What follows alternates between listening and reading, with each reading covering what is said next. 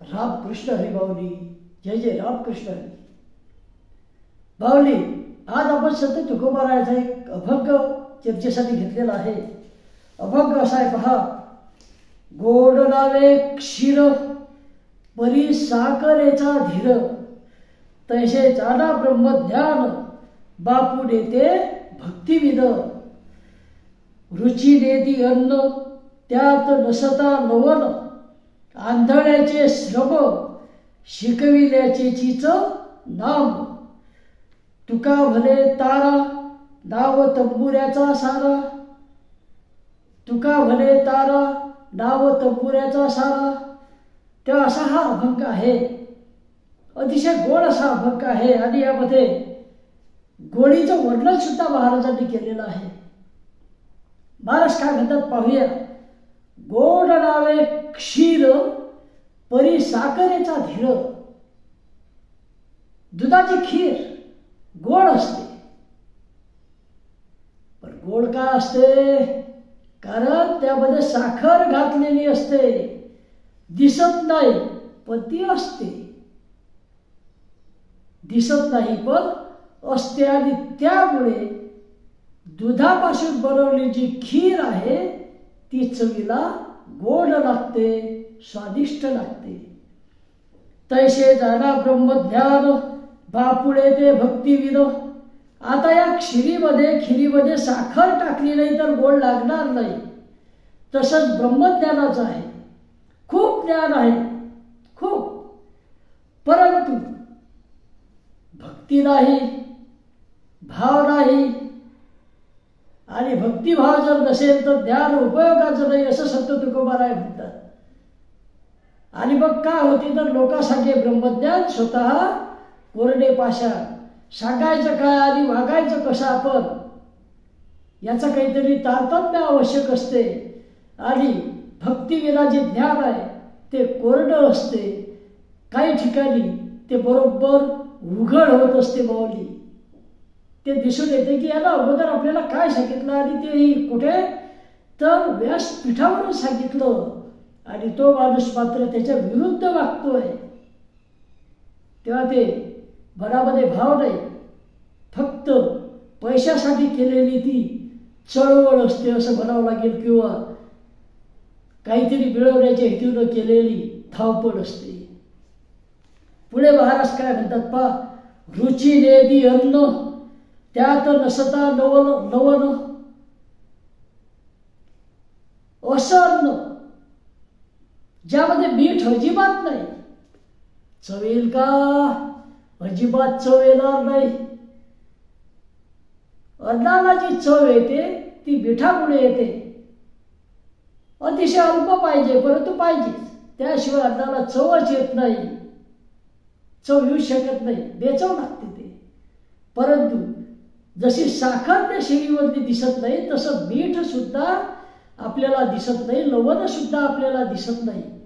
तसं ज्ञानासोबत भक्ती असली तर ती दिसत नसली तरी आवश्यक असते. त्याशिवाय ज्ञानाला किंमत नाही असं संत तुकोबाराय म्हणतात. आणि त्याचे उदाहरण आपल्या डोळ्यासमोर असतात बरेच वेळा.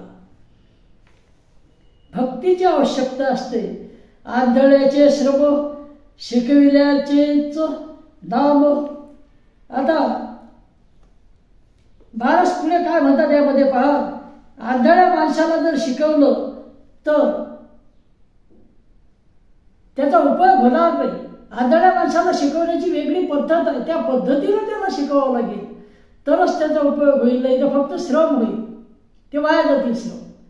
म्हणून आता ब्रेल लिपी आहे, त्यानंतर आंधळ्या माणसाला कसं शिकवायचं याचं ट्रेनिंग सुद्धा दिलं जाते. आणि तसे शिक्षक मग स्पेशल टीचर जे असतात ते आंधळ्या माणसाला शिकवू शकतात. परंतु आपण जर सहज त्याला शिकवायला गेलो तर काय होईल, त्या व्यक्तीला सुद्धा श्रम होतील आणि शिकवणाऱ्याचे श्रम सुद्धा वाया जातील. तेव्हा अशिकत होऊ नये असं तुकाराम महाराज म्हणतात. यासाठी काय पाहिजे तर ते एकच महाराजांनी सांगितलेलं आहे. आणि ते या ओळीमध्ये सांगितलेलं आहे महाराजांनी, या चरणामध्ये सांगितले. तैसे जाना ब्रह्मज्ञान बापुळे ते भक्तिविद. ज्याला काहीच समजून राहिलं नाही त्याला जर तुम्ही शिकवत बसले, योग्य पद्धतीनं शिकवलं गेलं नाही तरी काही फायदा नाही. ज्याला जी पद्धत वापरावं लागते त्याच पद्धतीनं जमत असते, तसं जमत नाही माऊली. तेव्हा तुकाराम महाराज पुढे काय म्हणतात पहा. तुका म्हणे तारा नाव तंबुऱ्याचा सारा. आता तंबुऱ्याच्या तारा ज्या असतात ह्या तारा त्यामध्ये जर पंचम षटच्या बरोबर लागला तर त्यामधून मधुर असा ध्वनी निर्माण होतो. तंबोरा पाहलाय तुम्ही, त्याला तारा असतात आणि या तारांमधून ध्वनी निर्माण होतो.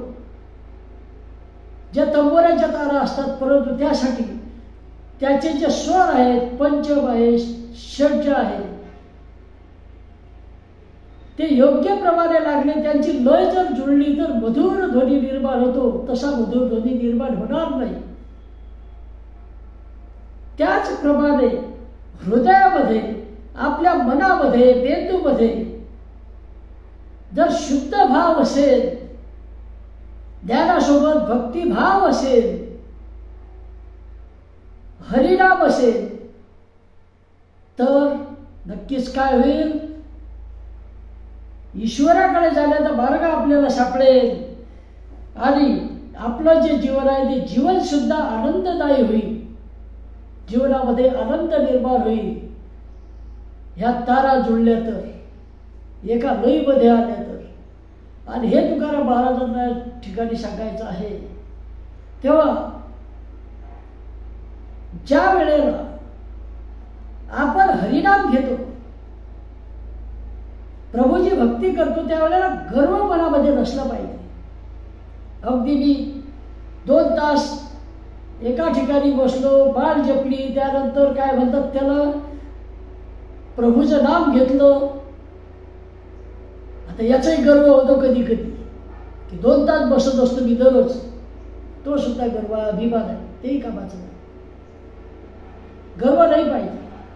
मनामध्ये भक्ती पाहिजे, भक्तीचा ओलावा पाहिजे, तरच ते पावन होते. ब्रह्मज्ञान असेल, तुमच्याकडे खूप काही आहे, परंतु मनामध्ये भक्तिभाव नसेल, दयाभाव नसेल, तर मात्र काहीही कामाचं नाही, असं संत तुकाराम महाराज म्हणतात. आणि जेव्हा भक्तिभाव असेल ज्ञानासोबत, तेव्हा आपल्याला जीवन जगणं सोपं होते. जीवनामध्ये आनंद मिळाल्याशिवाय राहत नाही. संकटांवर मात करण्याची सुद्धा क्षमता निर्माण होते, असं महाराजांना अभंगामधून म्हणायचं आहे. परत एकदा अभंग पाहूया. गोड लावे क्षीर परी साखरेचा धीर, तैसे जाना ब्रह्मज्ञान बापुडे ते भक्तिविन. रुची देदी अन्न जात नसता नवन, आंधळ्याचे श्रम शकविल्याचेची नाम. तुका म्हणे तारा नाव तंबुऱ्याचा सारा. तेव्हा हा अतिशय गोड असा अभंग महाराजांचा आपण पाहला. त्या भावली चूक झाली असेल माफ करा, बरोबर असेल ते नक्कीच ग्रहण करण्याचा प्रयत्न करा. काही सूचना असतील त्या जरूर करा. रामकृष्ण हरी माऊली. जय जय रामकृष्ण हरी. जय जय रामकृष्ण हरी. जय जय रामकृष्ण हरी. विठ्ठल विठ्ठल.